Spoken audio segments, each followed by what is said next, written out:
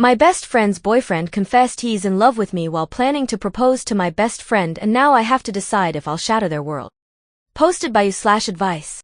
Kate, 26, and I, 23, share a bond that transcends ordinary friendship. We're practically soulmates in a platonic sense, so much so that our friends teasingly call us the married couple. Our connection runs so deep that we've spent countless nights discussing hypothetical scenarios, mapping out how we'd handle life's curveballs together. We've covered everything from trivial matters to life-altering situations, including the dreaded "what if my partner fell for you" scenario. Interestingly, while we agreed such a situation would be devastating, we differed on one crucial point. I would want to know immediately, no matter the consequences, while Kate was adamantly opposed to ever finding out. She maintained this stance consistently, regardless of how I presented the scenario or what variables I introduced. This difference in perspective would later prove to be hauntingly significant. Enter Gabe, 26, who began dating Kate about 3 years ago. He wasn't a stranger to our social circle, more like a familiar face hovering on the periphery who suddenly stepped into the spotlight. Initially, I thought nothing of him beyond acknowledging that he seemed decent enough. As he integrated himself into our group, he proved to be the perfect addition. The guys embraced him, the girls adored him, and most importantly, Kate was absolutely radiant with joy. All she'd ever yearned for was to experience true love, and Gabe appeared to be the embodiment of her dreams. Our dynamic evolved naturally. Gabe and I developed a comfortable rapport, exchanging casual conversations about music and work when our paths crossed. I appreciated how he took genuine interest in Kate's life and her friends. Looking back, I should have noticed how his interest in my life seemed to intensify over time, but hindsight has a cruel way of illuminating what we were blind to in the moment. I've always been somewhat of an anomaly in our friend group. Having skipped a few grades, I was perpetually the youngest, the baby of the bunch. While most of us transitioned from high school to university together, I stood out for my apparent disinterest in romantic pursuits. It wasn't that I lacked attention from potential suitors, rather, I was consumed by my aspirations in astronomy and my unconventional vision of the future, one that didn't necessarily include marriage or children. The concept of love intrigued me, but I found contentment in my solitude, much to the amusement of our friends who playfully predicted I'd end up alone with nothing but a pack of dogs for company. Gabe joined in these jokes too, but there was something in the way he encouraged my dreams and supported my choice to take things slow that should have raised flags. Kate did the same, but his interest seemed different somehow.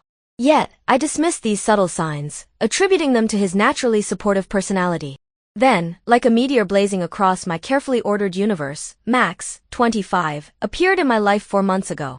He crashed into my world with an intensity that left me breathless, appending my comfortable solitude with a whirlwind romance that felt lifted from the pages of a fairy tale.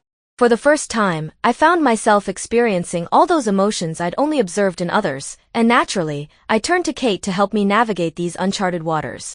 During our conversations about Max, which often happened in their apartment, I noticed a shift in Gabe's behavior.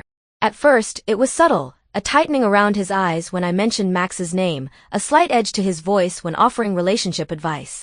But as my relationship with Max deepened, Gabe's behavior became increasingly erratic. He began finding fault in everything Max did. When Max surprised me with a spontaneous late-night stargazing date, something that perfectly aligned with my passion for astronomy, Gabe launched into an impassioned lecture about the dangers of meeting someone alone at night.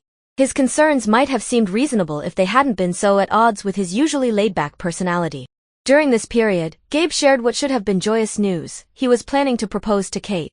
He sought my advice about rings and proposal ideas, swearing me to secrecy. In any other circumstance, I would have been ecstatic, but something about the timing and the way he watched my reaction left me feeling unsettled. The situation reached its breaking point during a group gathering where Max was finally meeting everyone. The evening had been going surprisingly well. Max charmed our friends with his wit and warmth, and even managed to engage in what appeared to be a civil conversation with Gabe. Then, without warning, Gabe slammed his glass down on the table with enough force to make everyone jump, and stormed out of the bar. Kate, confused and concerned, hurried after him while I approached Max to understand what had triggered such an outburst. Max's revelation left me cold. He explained that while their conversation had started as typical big brother banter, something I'd grown accustomed to from our other male friends, Gabe's intensity had been different, almost threatening. The breaking point came when Max expressed his serious intentions toward me, promising he would never hurt me. Something in those words had triggered Gabe's explosive reaction. Determined to clear the air, I messaged Gabe that evening. What began as a simple inquiry about his well-being spiraled into a conversation that would forever alter the dynamics of our carefully balanced relationships. His initial responses were evasive, falling back on vague warnings about Max's character. But when I pressed him for specific concerns, the dam finally broke. His confession came in a series of messages that made my blood run cold. "I've been thinking very carefully about how to phrase this," he wrote. "I don't want you to think I don't love Kate. I do, deeply. But I'm also in love with you. I have been for about 2 years." The words on my screen blurred as he continued, describing how he'd considered breaking up with Kate when he first realized his feelings, but convinced himself to stay because he thought he'd never have a chance with me, especially as his ex's best friend. He spoke of pushing down his emotions, of trying to find contentment in having both of us in his life, even if not in the way he desired. Then came the confession that turned my stomach. Watching me fall in love with Max had been, in his words, the hardest thing I've ever had to do. The messages kept coming, each one more desperate than the last. He admitted to wanting to physically harm Max, then immediately expressed guilt over these feelings because Max seemed actually decent. The final twist of the knife came when he said the only thing worse than seeing me with another man was seeing me with one he actually liked. I sat there, paralyzed, as the messages continued to pour in. "I know it's unfair to do this now," he wrote. "I do love Kate, you know I do. I want to marry her. I would rather you didn't tell her, but what happens next is up to you, I guess." My fingers trembled as I typed back, asking if this was some cruel joke. His response was immediate and devastating. "Sorry, but that is the truth. What are you going to do?" The weight of this secret pressed against my chest like a physical thing. After hours of internal struggle, I decided to take a middle ground approach. I would give Kate the choice she had always insisted she didn't want. With shaking hands, I gathered all the evidence, including screenshots of Gabe's messages, and sealed them in an envelope. The next day, I went to their apartment while Gabe was at work, ostensibly for our usual hangout. But Kate, who knows me better than anyone, saw through my facade immediately. One look at my face, and she knew something was terribly wrong. To my eternal embarrassment, I burst into tears right there on her doorstep. What happened next was both worse and stranger than anything I could have imagined. As I tried to explain about the letter and her right to choose whether to know its contents, Kate's own tears began to fall. Then came her shocking revelation. She had already discovered something disturbing months ago. During a moment of weakness, she had snooped through Gabe's laptop and found a folder with my initials. Inside were dozens of documents, stories, fantasies, and detailed plans about the three of us living together in a polyamorous relationship. Some stories ventured into intimate territory that made Kate's cheeks burn with embarrassment and anger, but what truly disturbed her were the carefully constructed life plans. These weren't mere daydreams, they were architectural blueprints for a future Gabe had been secretly designing. He had written extensive scenarios about convincing me to have children, complete with detailed strategies to overcome my well-known opposition to motherhood. Each document read like a chess master plotting moves in advance, anticipating objections, and crafting counter-arguments, all while maintaining the facade of supporting my life choices. The sheer volume of his obsession was staggering, 22 separate documents, with the longest rivaling the length of a novel at over 50,000 words. Kate's voice cracked as she described how she initially tried to rationalize it all away. "They're just harmless stories," she had told herself, clinging to the comfort that she was included in these fantasies rather than being written out entirely. But as weeks passed and Gabe's behavior toward Max grew increasingly hostile, these writings took on a more sinister shade. What had seemed like creative fiction began to reveal itself as the manifesto of a man whose grip on reality was slowly unraveling. The next hour passed in a whirlwind of frantic activity. Kate, ever the pragmatist even in crisis, transformed into a model of efficient action. Her movements were precise and purposeful as she methodically packed her belongings, her face set in a mask of determination that barely contained her underlying turmoil. I watched as she wrote a note to Gabe with hands that remained steady despite the emotional earthquake we were experiencing.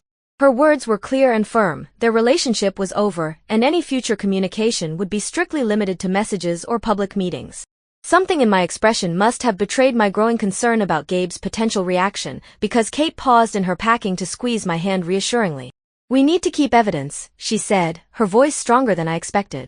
Together, we copied the contents of his secret folder onto my flash drive, a digital record of his obsession that might prove necessary in ways we didn't yet want to contemplate. Kate's decision to stay at a hotel rather than with friends spoke volumes about her need to process this betrayal in solitude. Even in her moment of crisis, she was thinking of others, worried that the weight of this revelation might burden our friends unnecessarily. Meanwhile, my phone buzzed constantly with messages from Gabe, each one more desperate than the last, yet carefully crafted to avoid crossing the line into overt aggression. At Kate's insistence, I kept the lines of communication open, her concern for his mental state outweighing her own pain. Looking back now, I'm amazed by how quickly our carefully constructed world crumbled like a house of cards in a sudden breeze. All those late-night conversations where Kate and I had playfully mapped out responses to hypothetical crises seemed laughably inadequate in the face of reality. Yet paradoxically, this shared trauma forged our friendship into something stronger, tempered by the heat of betrayal and strengthened by our unified response to it. The flash drive now sits in my desk drawer like a modern-day Pandora's box, containing digital demons I'm not sure I ever want to face. While I've never fully explored its contents, my one brief attempt to peek at his playlists left me feeling violated in ways I struggle to articulate. The moment I heard the opening notes of that new Jonas Brothers song, now forever tainted by association, I slammed the laptop shut, suddenly understanding why some doors are better left closed. 1 year later, the aftermath unfolded like a psychological thriller whose ending none of us could have predicted.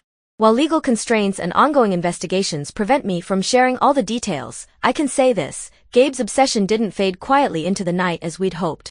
Instead, it morphed into something that eventually necessitated police involvement, validating our instinct to preserve evidence of his concerning behavior. Though everyone emerged physically unscathed, the emotional scars run deeper than we initially imagined. The ripple effects of that day transformed our friend group in ways both subtle and profound. Those hypothetical scenarios Kate and I once dissected over wine and laughter now seem like children's games, naive attempts to prepare for adult problems we couldn't truly comprehend. Reality, we discovered, has a way of shattering even the most meticulously constructed contingency plans, leaving you to navigate the debris with nothing but instinct and determination. Yet from these ashes, something remarkable emerged. Our friendship, tested by fire and strengthened by shared trauma, evolved into something almost sacred. We developed an almost telepathic understanding of each other's needs, our bond deepened by the shared experience of surviving something we never thought possible. Max, thrust into this maelstrom of emotional chaos he never signed up for, proved to be an unexpected anchor in the storm. His unwavering support and quiet strength reminded me that sometimes life's most challenging disruptions can lead us exactly where we need to be. His presence in my life stands as living proof that not all unexpected changes end in disaster, some lead to something beautiful. Kate's transformation has been nothing short of remarkable. Like a phoenix rising from the ashes of betrayal, she channeled her pain into personal growth, building a new life that's entirely her own.